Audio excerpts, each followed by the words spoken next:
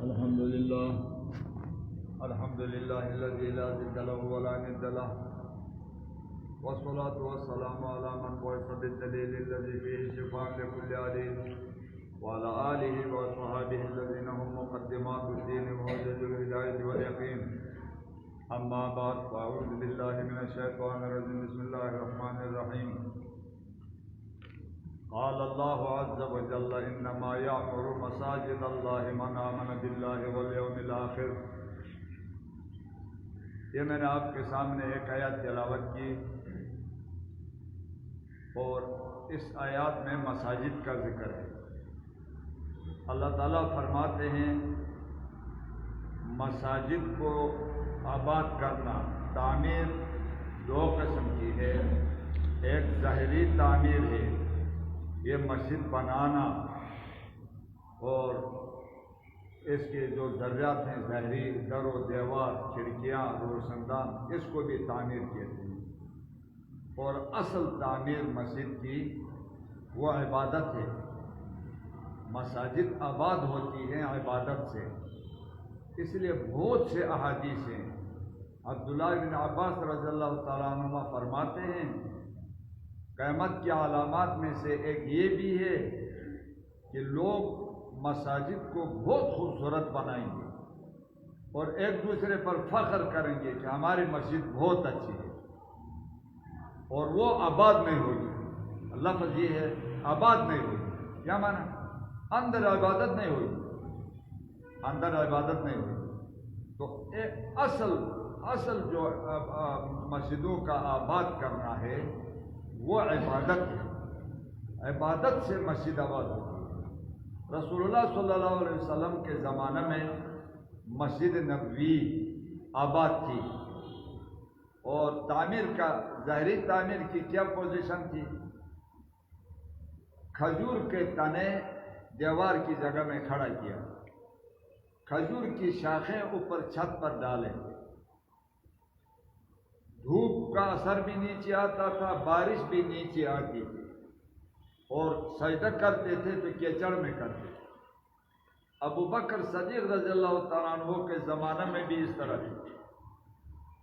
عمر رضی اللہ تعالیٰ عنہ نے اوپر سے بند کیا، سورج کا اثر اور بارش بند کیا، تھوڑی مضبوطی بھی کی.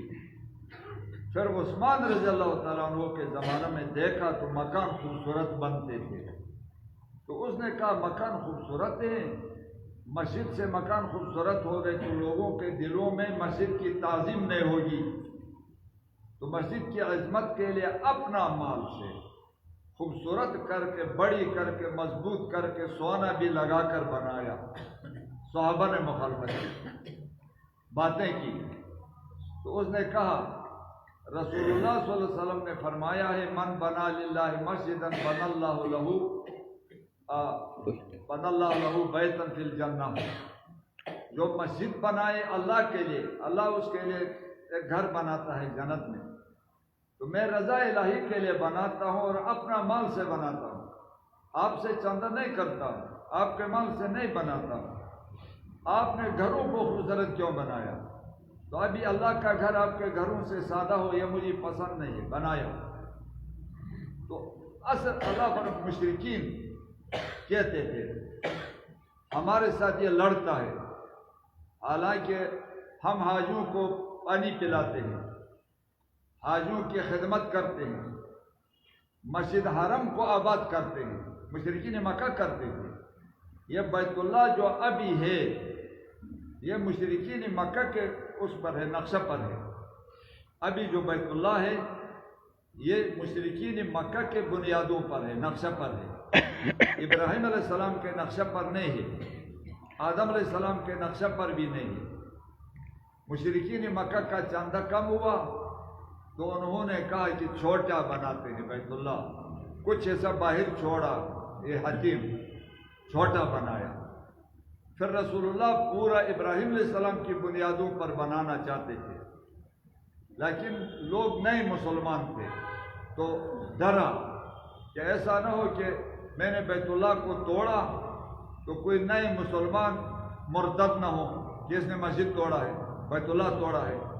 اس خوف سے نہیں توڑا. پھر عبداللہ ابن زبیر رضی اللہ تعالیٰ عنہ مکہ میں جب لوگوں نے اس کی بیعت کی حجاج کے زمانہ میں، یزید کے زمانہ میں، پھر اس نے توڑ کر ابراہیم علیہ السلام کی بنیادوں پر بنایا بڑا کر۔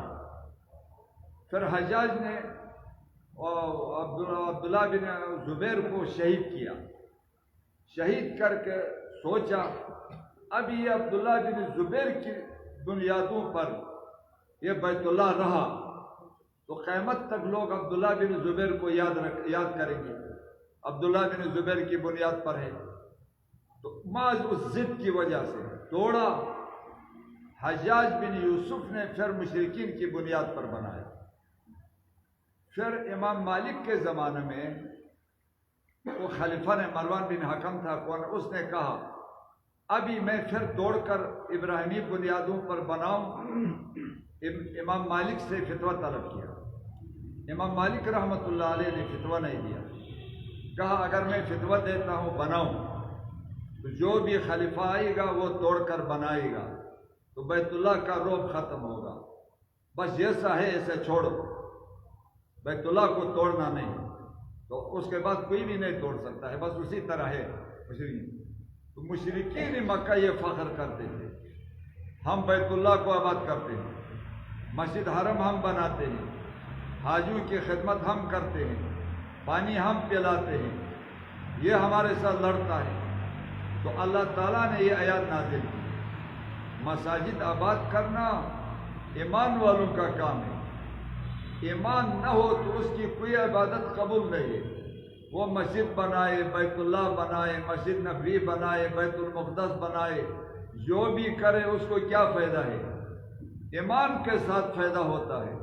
یہ مشرکین کا کام نہیں ہے، یہ ایمان والوں کا کام۔ اللہ نے فرمایا تمہارا کام نہیں ہے، تم جو کرتے ہیں تمہیں ثواب نہیں ملتا ہے، قرآن آیا۔ اور پھر یہ حدیث، من بنا للہ، جس نے بنایا اللہ کے لیے، رضا الہی کے لیے بنایا، فخر کے لیے نہیں، لوگوں کو دکھانے کے لیے نہیں، رضا الہی کے لیے مسجد بنایا تو بن اللہ له قصرا فی الجنہ، اللہ اس کے لیے ایک بلڈنگ جنت میں بنائے گا۔ اگر فخر کے طور پر لوگوں کو دکھانے کے لیے کیا، کچھ ثواب نہیں ہوگا، الٹا عذاب بھی ہوگا۔ دوسری حدیث ہے، میں 3-4 مسئلہ بیان کرتا ہوں مساجد کا، اور مساجد کس لیے ہے؟ عبادت کے لیے۔ عبادت میں اہم عبادت نماز کے لیے، اور نماز باجماعت پڑھنی ہے۔ اس نماز میں دعا قبول ہوتی ہے۔ وہ دعا کس حالت میں زیادہ قبول ہوتی ہے؟ سجدہ میں۔ اور اس نماز کی روح کیا ہے؟ جس طرح ہماری روح ہے، جب تک روح ہے ہم زندہ ہیں، روح نکل جاتی ہے ہم مرتے ہیں۔ تو نماز زندہ کس طرح ہوئی؟ خشوع سے۔ یہ 4 باتیں بیان کروں، مسجد کی فضیلت، جماعت کی نماز کی فضیلت، اور سجدہ میں دعا قبول ہونے کا ذکر، اور نماز کی روح خشوع، یہ ذکر کروں، 4 مباحث اجمالاً۔ دوسری حدیث ہے مساجد کے بارے میں، دوسری، من الف المسجد الفہ اللہ تعالی، حدیث ہے، جس کی الفت محبت مسجد کے ساتھ ہے، تعلق مسجد کے ساتھ ہے، الفت مسجد کے ساتھ ہے، الفہ اللہ، اللہ تعالیٰ اس کے ساتھ الفت رکھتا ہے، اللہ کی اس کے ساتھ الفت اور محبت ہوتی ہے۔ جس کی الفت مسجد کے ساتھ ہو اس کے ساتھ اللہ کی الفت ہوتی ہے۔ اس سے بڑی فضیلت کیا ہے؟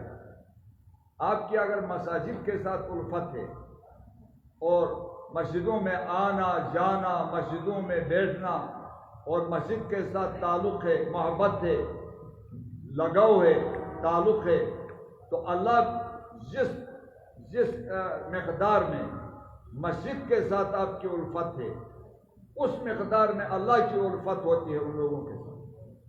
اس سے بڑی فضیلت اور کیا؟ اور ایک حدیث میں ہے، رسول اللہ صلی اللہ علیہ وسلم نے فرمایا، الملائکۃ تصلی علی احدکم، فرشتے رحمت کی دعا کرتے ہیں ہر ایک کے لیے ما دام فی مصلاہ الذی یصلی فی، جب تک وہ اس مسجد میں ہو، مصلی مسجد نماز کی جگہ جس میں نماز پڑھی ہے، جب تک اس مسجد میں ہے فرشتے دعا کرتے ہیں۔ کیا دعا کرتے ہیں؟ اللہم صلی علیہ، اے اللہ اس شخص پر رحمت نازل فرما، اللہم ارحمہ، اے اللہ اس کے درجات بلند کرا فرما، رحم کرے مانا درجات بلند فرما، اللہم اغفر لہ، اے اللہ اس کے گناہ معاف فرما، اے اللہ رحمت نازل فرما، درجات بلند کرے، اس کے گناہ معاف کرے۔ یہ دعا کب تک کرتے ہیں فرشتے؟ جب تک بے وضو نہ ہو۔ اگر وضو ٹوٹ گیا فرشتے دعا نہیں کرتے۔ ایک اور یخرج من المسجد، یا مسجد سے نکلا دعا منقطع، جب تک مسجد میں ہے باوضو ہے فرشتے یہ دعا کرتے ہیں، یہ اس کے لیے۔ اور رسول اللہ صلی اللہ علیہ وسلم نے فرمایا آخر زمانے میں میری امت کے کچھ لوگ ایسے ہوں گے مساجد میں آئیں گے اور حلقے بنا کر بیٹھیں گے، جماعت بنا کر بیٹھیں گے جگہ جگہ میں، باتیں دنیاوی باتیں کرتے ہیں، بس جرگہ کرنا ہو پھر بھی مسجد میں، دنیاوی کچھ وہ عقد کرنا ہو پھر بھی مسجد میں، اور گپ شپ لگانا ہو پھر بھی مسجد میں آ کر بیٹھتے ہیں۔ ایک ایسا ہوگا آخر زمانے میں ایسے حلقے بنا کر دنیاوی باتیں کرنے کے لیے مسجد میں بیٹھیں گے۔ رسول اللہ صلی اللہ علیہ وسلم نے فرمایا فلا تجالسوہم، ان کے ساتھ نہ بیٹھو، خبردار ایسے لوگوں کے ساتھ نہ بیٹھو، ان کے اللہ کی کوئی حاجت نہیں ہے ان کے ساتھ، مانا اللہ کی رحمت ان کی طرف متوجہ نہیں، اللہ ناراض ہوتا۔ اور ایک حدیث میں یہ ہے اللہ فرماتے ہیں ان بیوتی فی ارضی المساجد، میری زمین میں میرے گھر مساجد ہیں، مساجد میرے گھر ہیں، اور وَإِنَّ الزَّوَّارِ فِيهَا عَمَّارُهَا، میرے ساتھ زیارت کرنے والے ان مساجد میں، مسجد میں آتا ہے تو وہ کیا ہوتا ہے؟ اللہ کی زیارت ہوتی ہے۔ میری زیارت کرنے والے مساجد میں کون ہیں؟ وہ لوگ میری زیارت کرتے ہیں، اللہ فرماتے ہیں کہ وہ مساجد کو آباد کرتے ہیں، در و دیوار بھی اور عبادت سے بھی آباد کرتے ہیں۔ فَطُوبَى لِعَبْدٍ، خوشی ہے اس بندہ کے لیے، وہ وضو بناتا ہے گھر میں پھر مسجد میں آ کر میری زیارت کرتا ہے، اس کے لیے خوشی ہے۔ اب باتیں کرتا ہے تو کیا ہوگا؟ حدیث میں ہے الحدیث فی المسجد یاکل الحسنات، مسجد میں دنیاوی باتیں کرنا یہ حسنات کو، نیکیوں کو کھا جاتی ہے، جیسا جانور گھاس کو کھاتے ہیں، جانور گھاس کو جلدی جلدی کھاتا ہے، تو دنیاوی باتیں کی نیکیوں کو اس طرح، وہ دنیاوی باتیں حسنات کو، نیکیوں کو اس طرح کھا جاتی ہیں۔ اور انسان جب مرتا ہے مسجد میں بیٹھنے والا، پڑھنے والا، تو جس جگہ میں نماز پڑھتا ہے 40 دن تک وہ جگہ روتی ہے اس شخص کے، جس راستہ سے اس کا عمل اوپر جاتا ہے 40 دن تک وہ راستہ بھی روتا ہے، جس دروازہ سے اوپر جاتا ہے وہ دروازہ بھی روتا ہے، اور جس جگہ میں سجدہ کرتا ہے وہ جگہ اس کے لیے گواہ بنتی ہے۔ وہ جگہ قیامت کے دن ادھر نماز پڑھ لی، ادھر پڑھ لی، ادھر پڑھ لی، ادھر پڑھ لی، وہ ساری جگہیں گواہی دیتی ہے قیامت کے دن کہ اس نے نماز پڑھی، یہ مسلمان ہے، تو وہ جگہ بھی پاک، گناہ نہیں ہوتا ہے اس سے، فرشتے بھی گواہ ہیں، وہ بھی پاک معصوم، وہ بھی گواہ ہوتے ہیں۔ اور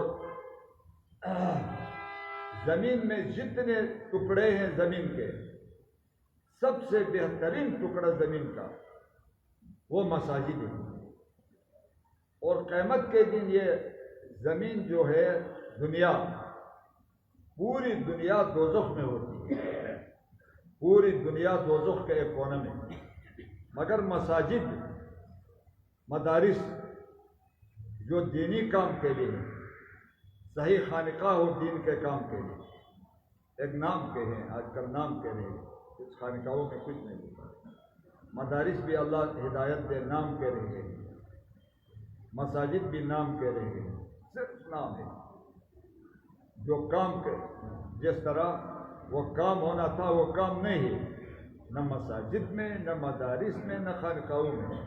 لیکن یہ جو دینی کام کے لیے جگہ بنائی جاتی ہیں دنیا میں، یہ دوزخ میں نہیں ہوتی، یہ جنت میں ہوتی ہے، یہ جنت کا حصہ ہے۔ ابھی مسجد میں ایک بیٹھتا ہے تو یہ جنت میں بیٹھتا ہے۔ مسجد میں بیٹھنے والا کیا ہے؟ یہ جنت ہے، جنت کے حصے میں بیٹھا ہے۔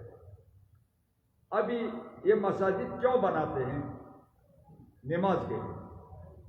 تو رسول اللہ فرماتے ہیں من صلی صلاۃ لوقتها، جس نے نماز پڑھی وقت میں، وقت تاخیر کر کے نہیں۔ آج کل جو عصر کی نمازیں پڑھتے ہیں، کوئی 4:15، 4:30 بجے جو نماز پڑھتے ہیں مکروہ ہوتی ہے۔ احادیث میں دیکھو، نہ پڑھیں، امام بھی ان پڑھ، لوگ بھی ان پڑھ، اتنی دلچسپی نہیں ہے، وہ مکروہ ہوتی ہے۔ کم سے کم مغرب اور عصر کی اذان میں 2 گھنٹے فاصلہ ہونا چاہیے۔ 2 نہیں ہوتے ہیں تو 2 نمازوں میں 1.5 گھنٹہ فاصلہ ہونا چاہیے، 1.5 گھنٹہ۔ جو حرمین میں نماز پڑھتے ہیں وہ صحیح وقت ہے۔ تو نماز پڑھ لی وقت میں، اور وہ اسبغ الوضو کا معنی یہ ہے وضو بھی کامل کیا۔ وضو کامل کس طرح ہے؟ 3 دفعہ دھونا ہے، پانی کم استعمال کرنا ہے۔ ان لوگوں کو وضو سے گناہ معاف ہوتے ہیں۔ ہم جو وضو بناتے ہیں ہمارے گناہ معاف نہیں ہوتے، ہمیں وضو کا طریقہ غلط ہے، نہیں آتا ہے۔ ٹوٹی کھولتے ہیں، کوہنیاں اس طرح رکھتے ہیں، یہ کس کا وضو ہے؟ نبی کا وضو یہ نہیں ہے، انبیاء علیہ السلام کا وضو یہ نہیں ہے۔ یہ کس کا وضو ہے؟ ٹوٹی کھولو اور ہاتھ اس طرح آگے کرو۔ 3 دفعہ دھونا سنت ہے۔ وہ 3 دفعہ دھونا، پانی جتنا ہو سکے کم استعمال کرے۔ وہ اس طرح ہوتا ہے، چلو کرو تو 3 دفعہ پتہ چلتا ہے۔ ٹوٹی کھول کر ہاتھ آگے کر کے یا پاؤں آگے کر کے چھوڑتا ہے تو کس طرح پتہ چلے گا کہ یہ 3 دفعہ دھو لیا یا 10 دفعہ دھو لیا؟ وضو کامل کرو، 3 دفعہ دھوئے، رکوع بھی پورا کیا، سجدہ بھی پورا کیا، خشوع بھی پورا کیا، تو یہ نماز نکلتی ہے۔ اس کا سفید جسم ہوتا ہے، سفید جسم، خوبصورت جسم، اوپر جاتی ہے، فرشتے لے کر جاتے ہیں۔ یہ نماز دعا دیتی ہے۔ وہ جسم، سفید جسم، اللہ آپ کی حفاظت کرے جس طرح آپ نے میری حفاظت کی، مجھے ضائع نہیں کیا۔ میرا رکوع، قیام، میرا سجدہ، میرا قیدہ، میرا ہر رکن آپ نے پورا کیا۔ آپ نے میری جس طرح حفاظت کی ہے، اللہ تیری حفاظت کرے۔ ابھی نماز جب دعا دیتی ہے تو وہ قبول نہیں ہوتی ہے، وہ دعا قبول ہوتی ہے۔ اور ویران ہو تو نماز بد دعائی دیتی ہے۔ جس طرح تو نے مسجد بد دعائی دیتی ہے، جس طرح مسجد کو تو نے ویران رکھا، آباد نہیں کیا، آپ مسجد میں نہیں آتے ہیں، اللہ تعالیٰ تیرا گھر ویران ہے، تو پھر وہ گھر ویران ہے، سب پریشان، ہر آدمی پریشان، مالدار بھی پریشان ہے، غیر مالدار بھی پریشان، کہتے ہیں برکت نہیں۔ اللہ کا بندہ برکت والا کام کرو تو تب برکت ہوگی۔ برکت نماز سے ہے۔ نماز پڑھتے نہیں ہیں، پڑھتے ہیں تو غلط پڑھتے ہیں، وضو بھی غلط ہے، تو گھر میں کس طرح برکت ہو؟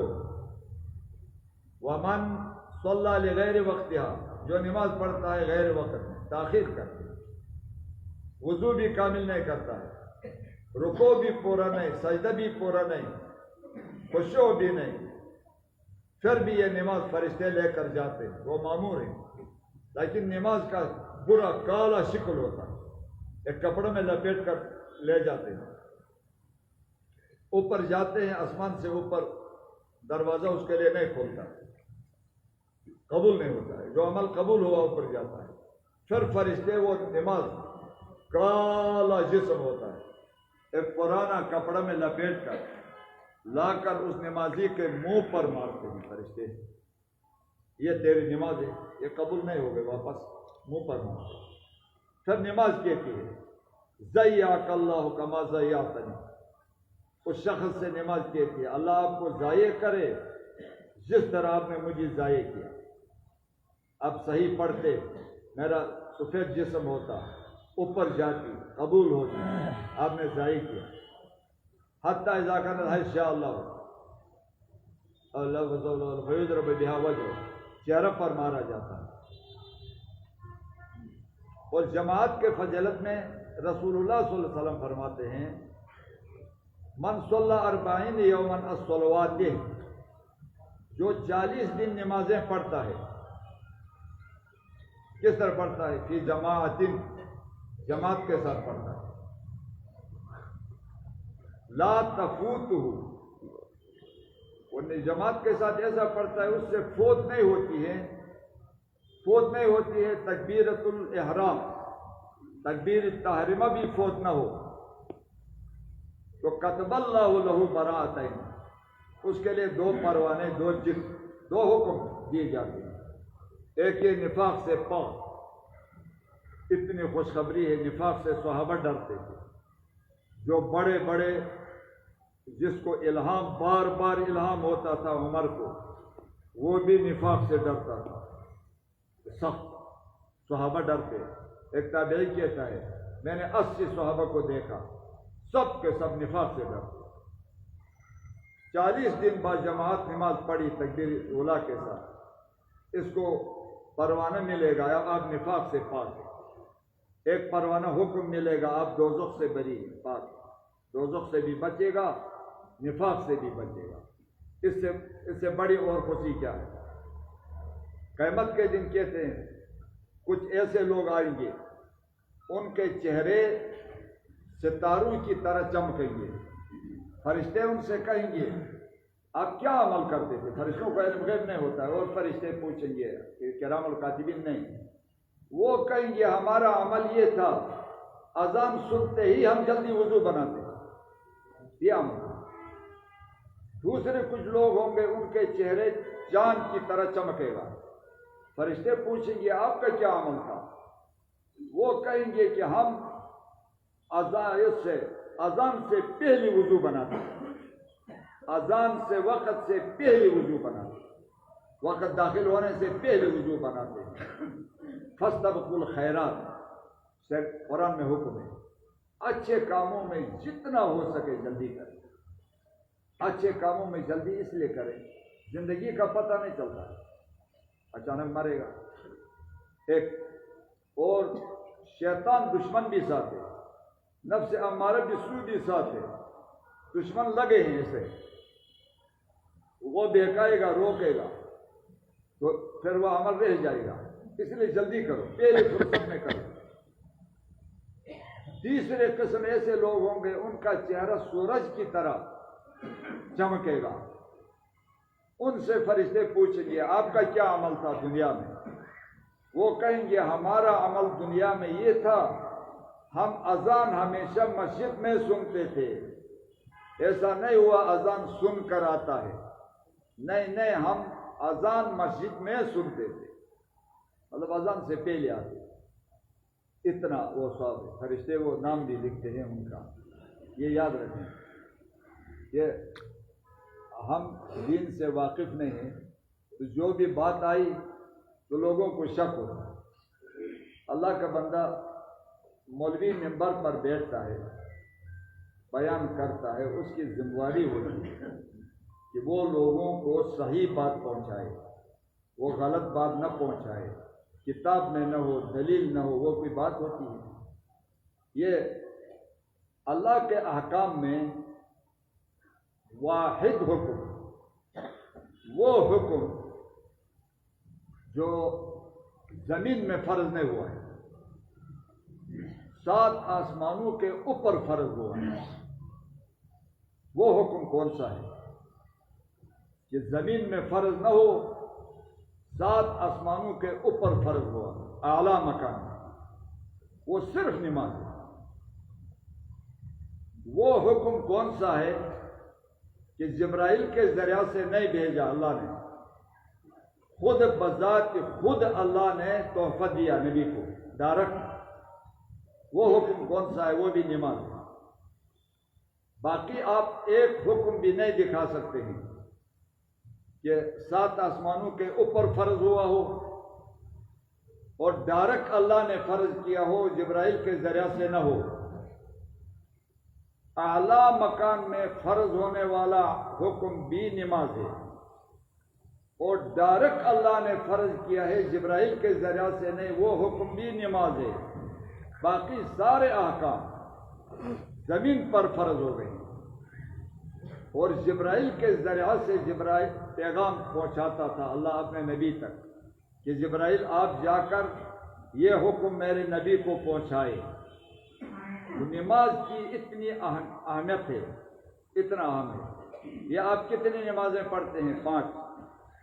آپ کو ثواب 50 نمازوں کا ملتا ہے، 50 نمازوں کا ثواب ملتا ہے۔ پڑھتے ہیں 5، 50 نماز۔ اس نماز کے اندر دعا بہت قبول ہوتی ہے۔ ابھی نماز کے اندر کیا دعا کرے گا؟ اے اللہ میرے مغفرت فرما، اے اللہ مجھے صحت دے دے۔ یہ عجمی الفاظ کہا، نماز فاسد ہو گئی۔ عربی ادعیہ ہیں، قرآن اور حدیث میں جو دعائیں آتی ہیں، یہ دعا نماز کے اندر زیادہ قبول ہوتی ہے۔ نماز سے فارغ ہو کر دعا کرنے سے اندر زیادہ قبول ہوتی ہے۔ اور نماز کے اندر بھی سارے ارکان میں کون سا رکن میں اللہ کا قرب زیادہ ہوتا ہے؟ سجدہ میں، حدیث ہے، زیادہ جو قریب ہوتا ہے اللہ تعالیٰ وہ سجدہ میں قریب ہوتا ہے، فرائض میں نہیں، سنت اور نوافل میں۔ عربی دعا آپ کی حاجت ہے، مثال کے طور پر آپ اللہ سے مال مانگتے ہیں، اور سجدہ میں آپ نے ربنا آتنا فی الدنیا حسنہ کہا، تو حسنہ اتنا عام ہے، ہر بھلائی کو شامل ہے۔ ربنا آتنا فی الدنیا حسنہ وفی الآخرۃ حسنہ، آخرت میں حسنہ جنت ہے، اللہ کی دیدار ہے، جامع ہے۔ ہر دعا جامع دعا ہوتی ہے۔ یا احادیث میں جو ادعیہ ہیں وہ نوافل میں سجدہ میں کریں، سجدہ کے بعد تشہد میں کریں، نماز کے بعد، فرض نمازوں کے بعد بھی دعا قبول ہوتی ہے، لیکن نماز کے اندر زیادہ قبول ہوتی ہے۔ یہ وجہ ہے۔ آج کل لوگ وہ نماز سے فارغ ہوا، امام نے دعا نہیں کی فلسطین کے لیے، تو کہتے ہیں فلسطین والوں کے لیے دعا کیوں نہیں کی؟ دیکھو بھائی، رسول اللہ صلی اللہ علیہ وسلم کا طریقہ یہ ہے، مکہ میں ضعیف مسلمان تھے، ان کے لیے رسول اللہ دعا کرتے تھے، یا اللہ ان کی مدد فرما، ان کافروں کے ظلم سے ان کو بچا، اے اللہ ظالموں کو تباہ کرے، ظالموں کے لیے بد دعائی، اس کو کہتے ہیں قنوت نازلہ۔ وہ رسول اللہ صلی اللہ علیہ وسلم نماز کے اندر پڑھتے تھے، رکوع سے اٹھا سمع اللہ لمن حمدہ، مقتدیوں نے ربنا لک الحمد پڑھا، پھر رسول اللہ قنوت نازلہ پڑھتے تھے، پہلے ایمان والوں کے لیے دعا، پھر مشرکین کے لیے بد دعائی۔ تو نماز کے اندر کیوں کرتا تھا؟ نماز کے بعد کبھی اجتماعی دعا نہیں کی۔ رسول اللہ اور صحابہ نے فرض ہو یا نہ فرض کے بعد سنت ہو یا نہ ہو، کبھی بھی اجتماعی جمع ہو کر دعا نہیں کی۔ اتنا بیٹھتا تھا اللہم انت السلام پڑھنے تک، یا کبھی آیت الکرسی پڑھنے تک، کبھی لا الہ الا اللہ وحدہ لا شریک لہ لہ الملک وله الحمد وهو على كل شيء قدیر پڑھنے تک، اللہم لا مانع لما اعطیت ولا معطی لما منعت ولا ينفع ذا الجد منک الجد۔ اتنا بیٹھتا تھا، وہ بھی اس لیے کہ پیچھے عورتیں ہوتی تھیں، تاکہ یہ عورتیں جائیں تو مرد اور عورتوں کا اختلاط نہ ہو، اتنے بیٹھتے تھے۔ تو عورتیں جب گئی پھر رسول اللہ اور صحابہ اٹھتے تھے، تو ابھی اختلاط نہیں ہوتا ہے فرض نماز کے بعد، لیکن اصل جو دعا ہے اور وہ سجدہ کی حالت اور اتحیات کی حالت، قوما رکوع سے اٹھتا ہے اس وقت، رکوع میں عربی ادعیہ جو جامع دعا ہے، آپ کی جو بھی حاجت ہے عربی دعا پڑھیں، آپ کی حاجت کو بھی وہ شامل ہے، وہ پڑھیں۔ ابھی نماز کا میں نے آپ کو مساجد کی فضیلت ذکر کیا ہے، یہ مساجد نماز کے لیے ہے، اور نماز باجماعت پڑھنی ہے۔ کہاں پڑھنی ہے؟ مسجدوں میں۔ اللہ کی زیارت ہوتی ہے، مسجدوں کے ساتھ الفت ہو، اللہ اس کے ساتھ الفت کرتا ہے۔ لیکن نماز کی روح کیا ہے؟ روح حیات الصلاۃ، نماز کی روح خشوع ہے، یاد رکھیں۔ خشوع سکون کو کہتے ہیں۔ اقیم الصلاۃ للذکری، نماز پڑھے مجھے یاد کرنے کے لیے۔ تو نماز وہ ہے اس میں آپ کو اللہ یاد آئے۔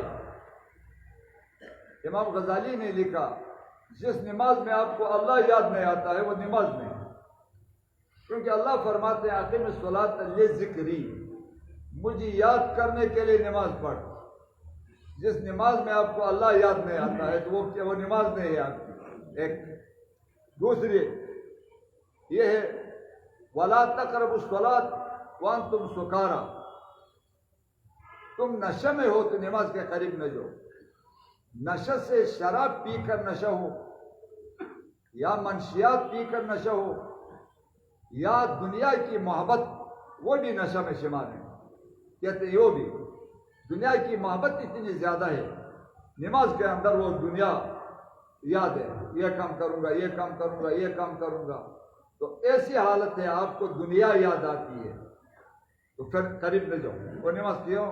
حتی تعلموا ما تقولون، اس وقت تک نماز نہ پڑھو جب تک آپ کو یہ معلوم نہ ہو کہ میں کیا کہتا ہوں، میں کیا پڑھتا ہوں، کون سی سورت پڑھتا ہوں، امام کون سی سورت پڑھتا ہے، میں کیا پڑھتا ہوں، یہ جب تک معلوم نہ ہو تو نماز کے قریب نہ جاؤ۔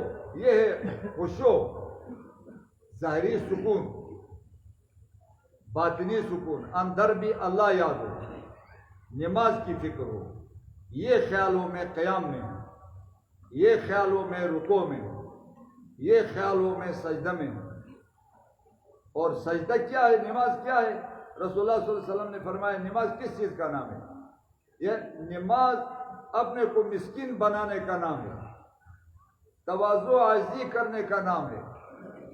اللہ کے سامنے اللہ کی بڑی عظمت ہے، اپنے کو وہ اللہ کی عظمت کے ساتھ اللہ کی عظمت دل میں لاتا ہے۔ حدیث میں لیس کل مصلی اتقبل صلاتہ، اللہ فرماتے ہیں حدیث قدسی، ہر نمازی کی نماز میں قبول نہیں کرتا ہوں، میں نماز اس کی قبول کرتا ہوں تواضع ہو، عاجزی اللہ کے سامنے، اللہ کی بڑائی کی وجہ سے اپنے کو بہت ہلکا سمجھتا ہے۔ وَلَمْ يَتَكَبَّرْ عَلَىٰ عِبَادِي، میرے بندوں پر تکبر بھی نہیں کرتا۔ وَأَطْعَمَ الْفَقِيرَ الْجَائِعَ، اور بھوکا فقیر کو کھانا بھی کھلاتا ہے۔ لیکن یہ سارے کام لِوَجْهِ، محض رضا الہی کے لیے ہو تو اس کو فائدہ ہے۔ اور نماز کس طرح پڑھے؟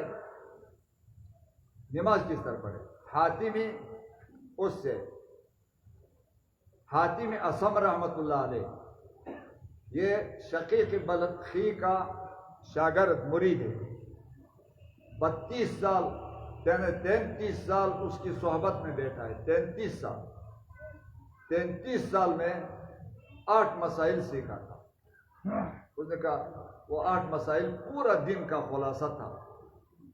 33 سال وہ اس سے کسی نے پوچھا آپ نماز کس طرح پڑھتے ہیں؟ تو اس نے کہا نماز میں اس طرح پڑھتا ہوں، جب نماز کا وقت قریب آتا ہے تو پہلے وضو بناتا ہوں، وضو بنا کر پھر اپنے اعضاء کو ٹھیک کرتا ہوں، پھر نماز پڑھنے کے لیے کھڑا ہوتا ہوں تو پہلے یہ خیال کرتا ہوں بیت اللہ سامنے ہے، یہ خیال کرتا ہوں صراط پر کھڑا ہوں، یہ خیال کرتا ہوں جنت دائیں طرف ہے، دوزخ بائیں طرف ہے، اور ملک الموت سر کے پیچھے گردن پر سوار ہے، اور یہ خیال کرتا ہوں یہ میرے آخری نماز۔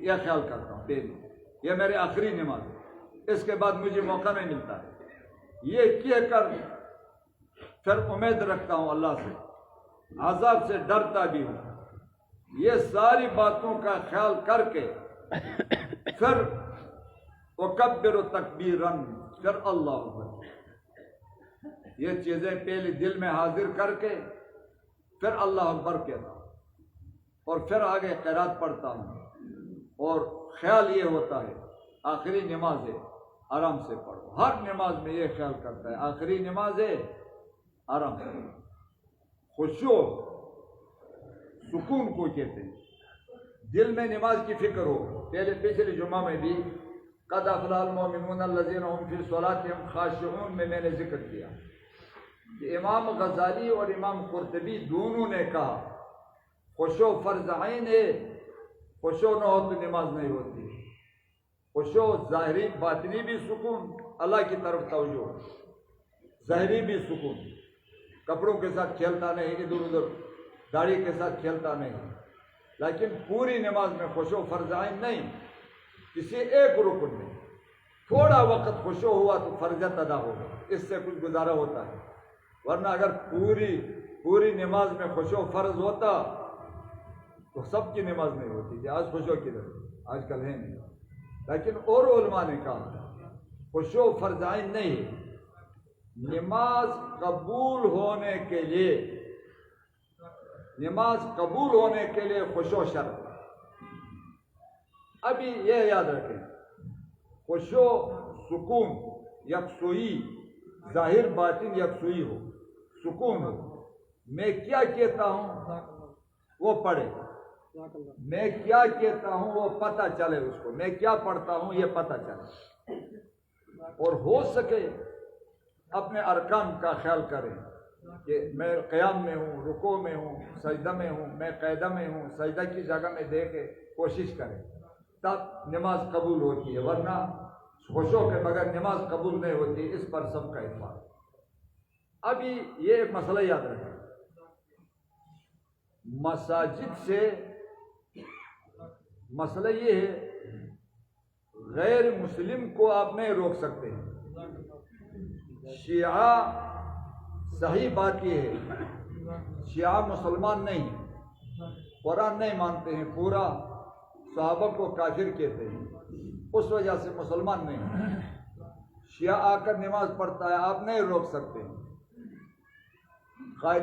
قادیانی مرزائی کفر میں تو کوئی شک بھی کرے تو کہتے ہیں کافر ہوتا ہے، وہ آئے مسجد میں نماز پڑھے، آپ نہیں روک سکتے،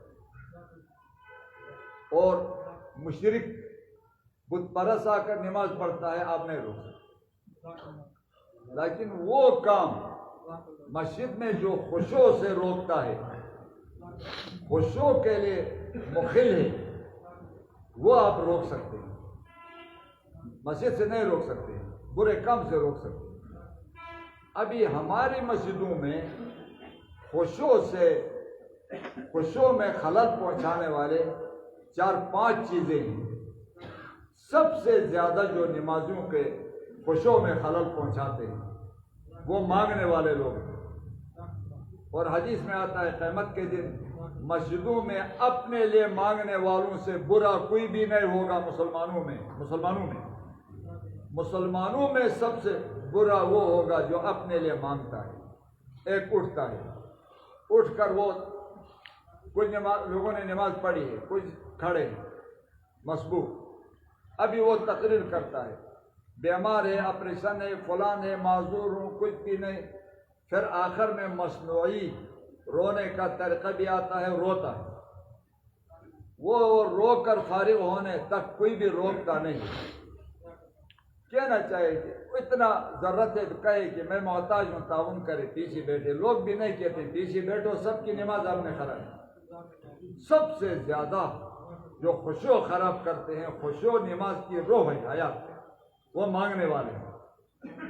دوسرے نمبر پر سب سے زیادہ جو خشوع خراب کرتے ہیں وہ بدعتی لوگ ہیں، بدعتی لوگ جو نماز کے بعد متصل اٹھ کر درود اور ذکر شروع کرتے ہیں، اور لاؤڈ اسپیکر میں صرف اپنی مسجد کے نہیں اور مسجدوں کی نماز بھی خراب، نمازیوں کی نماز بھی وہ گڑبڑ کرتے ہیں، یہ خدا کے دشمن۔ تیسرے نمبر پر مفتی محمد شفیع صاحب نے لکھا ہے، میں نے کتابیں نکال کر پھر آپ کو باتیں کرتا ہوں، رکھ کر میز پر رکھ کر آ کر باتیں کرتا ہوں۔ کہا یہ تیسرے نمبر پر جو زیادہ نقصان پہنچانے والے ہیں، خشوع کو نقصان پہنچانے والے ہیں، وہ ائمہ مساجد ہیں، مسجدوں کے امام ہیں۔ کہ قرآن میں تو ہے ادعوا ربکم تضرعا وخفیہ، رب سے دعا مانگو عاجزی کے ساتھ اور چپ کے۔ یہ سلام پھیرتے ہیں طرز لگا کر اونچی آواز میں، ہر مسجد میں ہے ربنا ظلمنا انفسنا وان لم تغفر لنا وترحمنا، مانا اس کو بھی نہیں آتا ہے، اس کے مقتدیوں کو بھی نہیں آتا، وہ بھی بلا معنی سمجھے بغیر وہ آمین آمین کہتے ہیں، یہ پڑھتا ہے۔ تو مفتی محمد شفیع صاحب نے بہت حوالے نقل کیا، کہتا ہے اللہ تعالیٰ ہدایت دے ائمہ مساجد کو کہ لوگوں کی نماز انہوں نے خراب کی۔ وہ بلند دعا میں نے خود بھی کئی مساجد میں پڑھ لی، میں نے ایک دفعہ سورہ اخلاص 3 دفعہ پڑھ لی، نہیں ہوتا تھا، وہ اتنی وزن سے طرز لگا کر اونچی آواز میں ادائیہ پڑھتا تھا، وہ لفظ خطا ہوتا تھا، پھر پڑھتا پھر خطا ہوتا، پھر پڑھتا پھر خطا ہوتا۔ نماز بھی ہو گئی یا نہیں؟ 3 ہو گئی۔ چوتھا، تبلیغی جب بیان کرتے ہیں ایک اٹھ کر تقریر شروع کرتا ہے، اتنا بیان اتنا اعلان کافی ہے نا، نماز کے بعد دینی بات ہوگی بیٹھ، نماز کے بعد ایک ساتھی بات کرے گا بیٹھ، اتنا کافی ہے۔ وہ لمبی تقریر، محنت سے آئے گا، وہ ہوگا، یہ ہوگا، فلان ہوگا۔ دین سیکھنے سے آتا ہے، محنت سے اگر دین آتا ہے، مزدوروں کو آتا ہے، وہ بہت محنت کرتے ہیں۔ دین سیکھنے سے آتا ہے، بسترے اٹھانے سے نہیں آتا ہے، سیکھنے سے آتا ہے۔ مولویوں کے پاس بیٹھ کر سیکھو۔ یہ مولانا الیاس رحمۃ اللہ علیہ تک یہ طریقے نہیں تھے، یہ بات نہیں، یہ ہیں اصلاحی طریقے ہیں، جائز ہیں۔ اس کا بہت بڑا امت کو فائدہ ہوا، اتنا فائدہ کہ غیر مسلم بھی اس کا انکار نہیں کر سکتا ہے۔ مسلمان کس طرح انکار کرے؟ اس تبلیغ سے اتنا فائدہ ہوا ہے، لیکن اتنے ان میں نقصانات بھی ہیں، اتنے اس سے زیادہ نقصانات بھی ہیں۔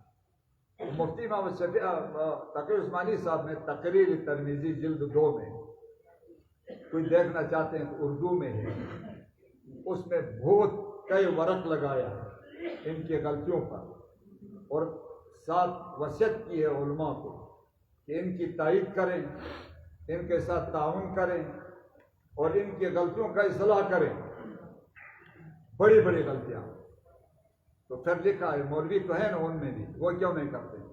یہ کہتا ہے مولوی 2 قسم ہیں، ایک وہ ہیں جو تبلیغ میں پھرتے ہیں، ایک وہ ہیں درس و تدریس اور افتاء کا کام کرتے ہیں۔ یہ کہتا ہے وہ جو درس و تدریس یا افتاء کا کام کرتا ہے، دین کو وہ سمجھتے ہیں، جو ان میں جاتے ہیں وہ دین کو نہیں سمجھتے ہیں، وہ غلطی سے نہیں بچ سکتے، وہ تو اصلاح کی بھی ضرورت ہے، اور کہتا ہے تائید کی بھی ضرورت ہے، اور ساتھ کہتا ہے امت کو اس سے بہت بڑا فائدہ پہنچا ہے، ساتھ خود بھی کچھ چیزوں کا ثبوت دے کر اصلاح بھی کی ہے۔ یہ جہاد کو نہیں مانتے ہیں، لوگ یہ کہتے تھے، میں یقین نہیں کرتا تھا، پھر ایک بڑے صاحب کا خط آیا، اس خط میں صاف واضح انکار کیا اس نے جہاد کا، کہ جہاد آج نہیں۔ وہ حالانکہ جہاد کا انکار کرے، ایک تبلیغی نے یہاں میرے سامنے بھی انکار کیا تھا کہ جہاد نہیں ہے۔ میں نے کہا وقاتلوا فی سبیل اللہ قرآن میں حکم ہے، اس کو کس نے منسوخ کیا؟ جہاد کا منکر کافر ہوتا ہے؟ میں نے کہا کافر ہوتا ہے، توبہ کرو۔ اس کا بیٹا بھی پڑھتا تھا میرے پاس، وہ بیٹا بھی بیٹھا تھا۔ میں نے کہا توبہ کرو، اب کافر ہوتے ہیں۔ کئی 3 سال بیرون کا بھی سفر کیا تھا ایسا۔ پھر خوشو وہ تعلیم کرتے ہیں۔ بعد میں یہ اس کتاب کا پہلے نام تھا تبلیغی نصاب، پھر درود، فضائل درود درمیان سے نکالا، اس کا بھی لمبا قصہ ہے، پھر اس کا نام تبدیل کیا فضائل اعمال۔ اس کتاب میں نصف زیادہ غلط ہے، وہ غلط عام تبلیغی بھی نہیں سمجھتے ہیں، عام مولوی بھی نہیں سمجھتے ہیں، وہ مولوی سمجھتے ہیں جو اسماء الرجال کی کتابوں کا واقف ہو، کہ فلان راوی اس کا ضعیف ہے، فلان راوی قوی ہے، صرف وہ مولوی سمجھتے ہیں۔ چلو غلط بھی ہے، یہ اس کو چھوڑتے نہیں، پڑھتے ہیں، لیکن ایسی جگہ میں پڑھنی چاہیے جہاں مسجد کے بالکل درمیان میں بیٹھ کر، ہر مسجد میں لوگ سنتے ہیں، پڑھتے ہیں، کوئی پیچھے آ کر نماز پڑھتے ہیں، یہ تعلیم شروع کرتے ہیں، وہ خشوع اور نماز لوگوں کی بالکل خراب کرتے ہیں، یہ گناہگار ہوتے ہیں۔ میں کہتا تھا کہ ایک طرف میں پڑھیں، میں کہتا تھا وہ کونا میں آپ ایک کونا تعین کریں، وہاں آپ تعلیم دے دیں، اپنی کتاب وہاں پڑھیں، جو آپ کو آتا ہے ادھر سنیں، اور باقی نمازی ہیں تو ان سے کہیں ادھر جاؤ، مسجد بڑی ہے ادھر پڑھو، مسجد والوں کو ادھر کرو۔ تو انہوں نے پروپیگنڈا کیا، کہا کہ یہ سنہری مسجد میں جب تک فیض الباری زندہ ہے، اس نے مجھے کہا جمع رے، یہ اس نے پیغام آ رہا ہے۔ ادھر کہتے ہیں کہ مدنی مسجد میں کوئی کہ جب تک فیض الباری زندہ ہے سنہری مسجد میں اعمال کرنا نہیں دیتا۔ الحمدللہ ہم اولا سے لے کر صحاح سے تب بخاری قرآن سب پڑھتے ہیں، اس کو وہ اعمال نہیں سمجھتے ہیں، صرف اس ضعیف کتاب کو، غلط کتاب کو اعمال سمجھتے ہیں۔ تو پڑھو، ہم آپ کے ساتھ تعاون کرتے ہیں، لیکن آپ میں بھی دو گروپ ہیں، ایک نظام الدین گروپ ہے، ایک ریونڈ کا گروپ ہے۔ ہم ریونڈ سے جو گروپ آتے ہیں اس کی تائید کرتے ہیں، ان کے ساتھ نصرت کرتے ہیں، نظام الدین والوں کے ساتھ نہیں، ان کے ساتھ کرتے ہیں، تعاون بھی کرتے ہیں۔ ہم نے کب روکا؟ اور مسجدوں میں آپ ایک دفعہ کرتے ہیں، سنہری مسجد میں آپ 5 دفعہ کریں۔ اگر کسی نے بھی آپ کو یہ تعلیم سے روکا، میں آپ کو ذمہ دوں، لیکن آپ طریقہ سے کریں، یا باہر جا کر کریں یا کونا میں کریں، درمیان میں بیٹھ کر لوگوں کی نمازیں خراب نہ کریں۔